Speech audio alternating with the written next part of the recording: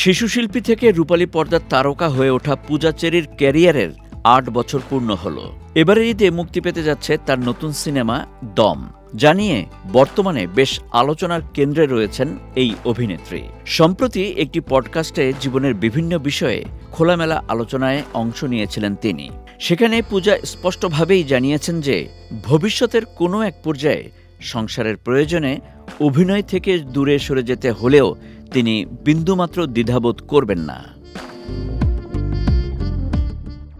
সম্প্রতি একটি পডকাস্টে অংশ নিয়ে পূজা চেরি তার ক্যারিয়ার ও ব্যক্তিগত জীবনের বিভিন্ন বিতর্ক নিয়ে খোলামেলা আলোচনা করেছেন। আব্দুল আজিজ, শাকিব খান, সিয়াম আহমেদ ও আদর আজাদের সঙ্গে তার নাম জড়িয়ে যেসব গুঞ্জন প্রচলিত ছিল, সেই বিষয়গুলিতে নিজের অবস্থান স্পষ্ট করেছেন তিনি।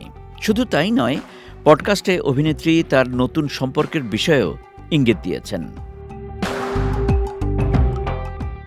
ভবিষ্যৎ পরিকল্পনা নিয়ে পূজা চেরি বলেন, সম্পর্কের মূল্য আমার কাছে অনেক বেশি। আমি কখনো চাই না আমার নামের সাথে ডিভোর্স শব্দটি যুক্ত হোক।